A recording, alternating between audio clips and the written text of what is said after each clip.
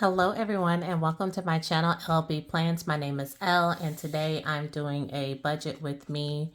I am using my cloth and paper grid notebook. This has become kind of a staple for me now with budgeting. I kind of went to the individual sheets and now I'm going back to this. I just something about having it attached, just I don't know, makes me feel all warm and tingly inside. If you've already subscribed to my channel, thank you for becoming a part of the LB family. I will be doing a giveaway, and that giveaway information will be listed in my next video, which will be the October plan with me and my Wonderland 222. The giveaway will include Wonderland 222 products. More than likely, I've been trying to figure out the logistics on that. So more than likely, it may be a Wonderland gift card. So you are able to shop and still have the privacy of your information. But we'll see how that works out and what's the best recourse. But nonetheless, I'm ready to plan out the month of October. So if you haven't subscribed to my channel, please do consider so. It will be one of the requirements to be entered into the drawing to win.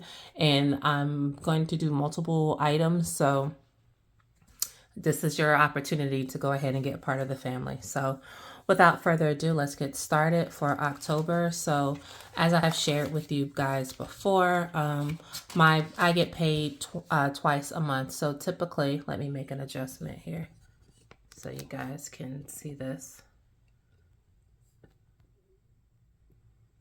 Okay, so typically I get paid twice a month. I get paid on the last day of the month and, excuse me, the last day of the month, and I get paid on the 15th. So in my mind, the last check of the month is the first check for the next month, if that makes sense, because there's nothing I can do with it on the 31st. So this is for my September 30th check, and we will go ahead and get started. So from a pay perspective, I just add in what comes into my bill account, which is typically the same amount. However, I do anticipate it being slightly short this month because of I got some like gift cards with my company. Like if I get so many points awarded to me, I can turn those points into gift cards. So I used it to get some Amazon gift cards, but anything that you get gift cards or anything that's considered cash, they will get that money back in taxes. So it's about $30 worth of gift cards. I don't know what they're going to take. So normally I would do 2,445, I think. But I'm going to leave it. I don't know what my check is going to be. If it's less than, I'll make adjustments to my savings challenges. And I am super excited that I will have some money left over for my savings challenges. Okay, so my account balance, I have $130 in there. And then cash on hand, I have I think it's $731 in there. So cash on hand. Anytime that I make a purchase and I use my credit card to make the purchase, I swap the cash for it, kind of paying myself back, so I can make the credit card payment. So that's what I have so far totaled up that I've been able to pull from envelopes. So 3,300. Oh, I'm missing something. I know I was missing something. Hold on, because I have it here, but I didn't put it here. $162. My son owes me $162 for his car insurance and his cell phone. So he pays me on time. So I need to add that in. So my total that I'll be working with is $3,468. Yes, there is some change on my paycheck. Yes, there is some change in my account balance, but adding that in just makes everything complicated for no reason. So if you see me flip back and forth, it's because I'm checking to see what bills typically come out. So I'm going to start with my joint bills, which I've moved to my joint account. These are my 4-wall bills that my husband and I split down the middle. So let me back out just a little bit because when I go back and forth, I don't want to. So I have my October budget here. Okay, so for out of this check, I believe it is the electric. and the utilities. Because there's only 4 bills, right? Yeah. All right.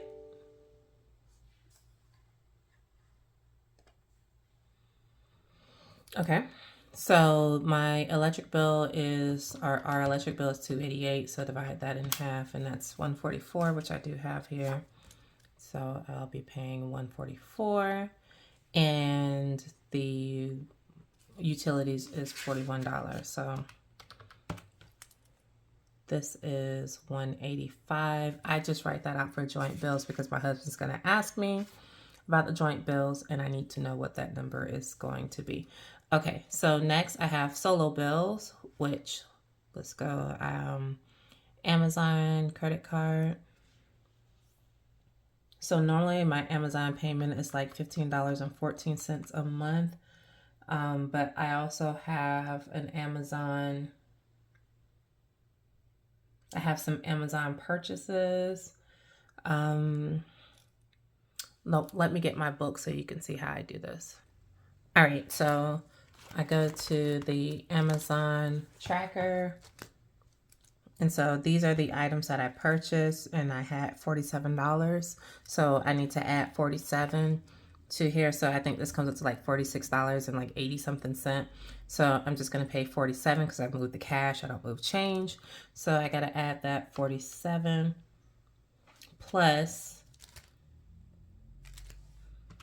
15.30, right? So it's going to be a payment of 78. What do I have here? I have 70. Nope. Oh, I only have 31. So let's do that again. 31 plus 47, 78. So that's what I'm paying. Okay. Chase, PayPal, they are all the same. So for Chase, I already totaled up Chase payment, and Chase is going to be $74 plus any spending. Sometimes I should separate that. I don't know. Just so I can see it better, but that's fine. $74 plus my spending that I have cash for, which was $782. So Chase is going to be $856. And then PayPal, let me check PayPal because I know I put money back in for PayPal as well. Okay, so I put $32 back in for PayPal. So my normal PayPal payment is $150 now, and then I'm adding in the 32, which means I am paying $182. Does that look right? It probably doesn't. I'm gonna roll with it anyway. I'm trying to think, do I have any other bills? Oh yeah, T-Mobile, because I now have to remember T-Mobile.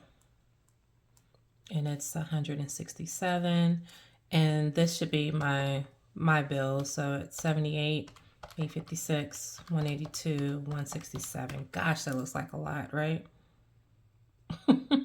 So that's $1,283. That's why I always include the cash up here, because that's I'm putting that money back in so I can make those payments. Okay, and then I have 2 other items. Right now, Gap is 0. I have to figure out what I'm going to do with Gap because my son is using my Gap card while he's away at college. So I need to reconcile his spending. So, but for right now, for this, I'm going to just put it as 0 because he hasn't contributed any money towards that. So it is what it is.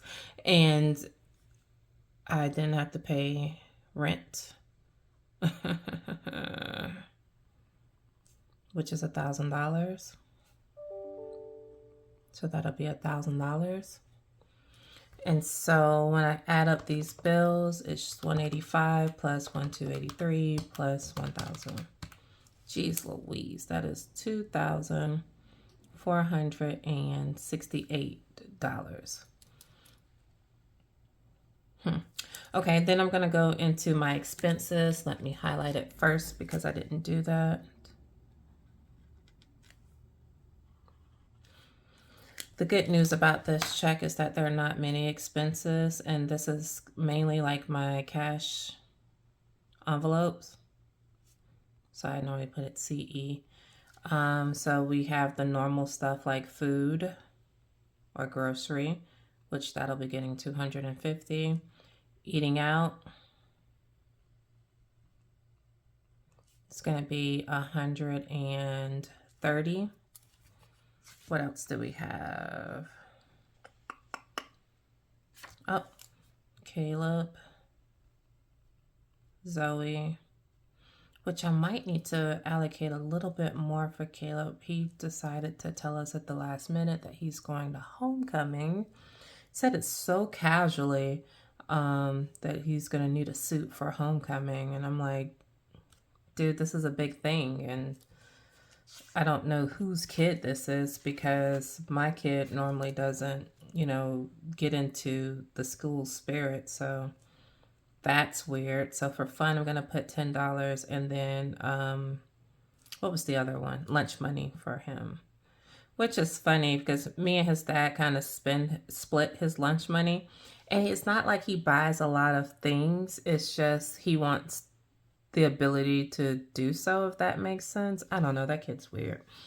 So I'll figure it out on the next check. And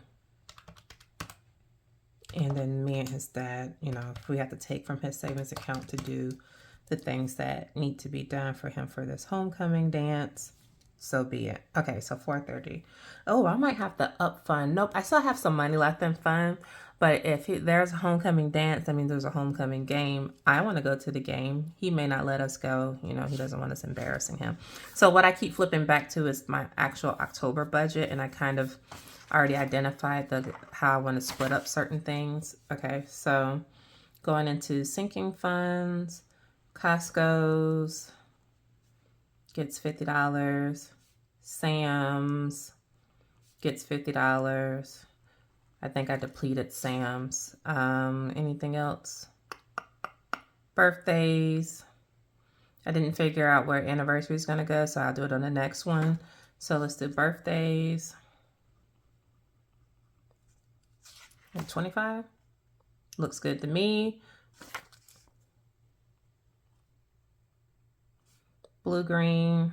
I hate this timeshare, but we got to pay the dues on it. So $180. That's why I don't have any sinking funds, because I haven't been doing my sinking funds throughout the year. So I'm kind of doing them as they come. Next year, I want to be more strategic and do them as they come throughout the year. So I won't have big amounts that I'm contributing, but this is part of the process. You kind of swim with the fishes, right? Okay, so Christmas is going to be $100 this check. And I think that's all. 1, 2, 3, 4, 5, 6. I'm missing one. What's 1, 2, 3, 4, 5? Oh, savings challenges. And so we'll see what we have left. And go from there. Okay, so let's see. So it's sinking. Okay, so I have $3,468. Subtract 185, 1,283, 1,000. I could have just said 2,468. I love it. Oh, literally I have no way. 3,468 minus 2,468. Shut up. That is crazy. Okay, 430. And then 50/50 is 100, 125, 180, 100, 165. So we have a problem, because in my calculations, I should only have $122 for savings challenges, which means if I keep this way, I'm not going to have enough money for bills. I'm going to be short because I still have 165 and I shouldn't. So that lets me know that I need to go ahead and put anniversary. Anniversary was like $25 that I was contributing to it, because it's our anniversary is in a couple months. So I can go ahead and contribute that $25 to it to help bring this down, but it's still not enough. So I'm going to have to add more to bring this down, because I know that for my savings challenge, it shouldn't be 122, if that makes sense, right? So I think I can give more on birthdays. I can give, I didn't do car maintenance, so let's do it. Let's put something in car maintenance. So where was I? Okay, I was at $1,000, and then I took out 430, and I said 100, 25, 180.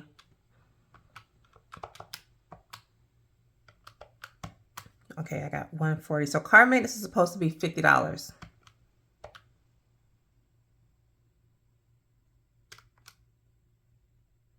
I don't want to do it like that though. Let's do 25. I'm just being petty. I don't know. I'm not even sure if I'm adding up everything. So one more time for the people in the back. For $1,000 and 430, I could save myself by just writing 570 up here, just in case if I have to do this again. I'm going to write it in a very thin.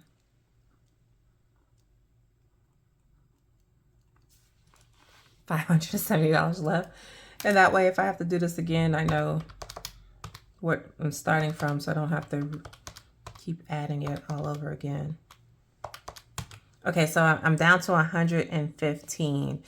I'm okay with front loading my savings challenges, and typically whatever I have left over, which will be probably an odd amount, $7, I'll just stick it in other things. And normally my next check is very consistent, so we'll just kind of play it by ear there. So okay, I don't need to see that 570 left anymore, because that would confuse me. So let's equal this up. Just the only thing I hate about rings is, All right, so what's my total? So I had 2,468. Oh, 2,468. Who did we appreciate? Okay. So this should be 570. 50 plus 50 plus 25 plus 180 plus 100 plus 115 plus 25 plus 25 is 570. So we should equal out. So each one of these numbers here, which are my main equals, should make this work. And so my next step is I'm going to figure out how much cash should I need to get out for these particular items, and I need to identify which items are going in my high yield savings account versus which ones are going to be cash. So Christmas is always going to go in the high yield savings account because we're just not there yet. And anniversary can go into the high yield savings account.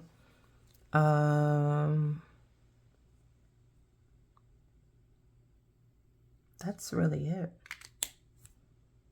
I guess I could do birthday too. We'll do birthday too.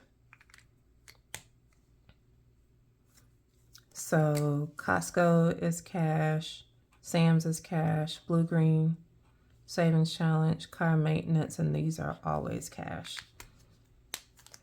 So which ones do I need cash for? Oh, so let me, okay, so for Elle, it's going to be 25 plus 100 plus 25, that's 150. It's going to go to Elle, and then I'm going to withdraw 570 minus 150 plus 430. If y'all don't understand how I do my math, I have nothing for you. I just make it work. Okay. So then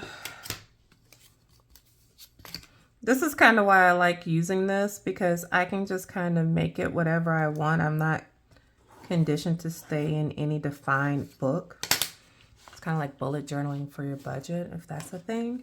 So let's figure this out. So I'm just going to kind of speed through this very quickly.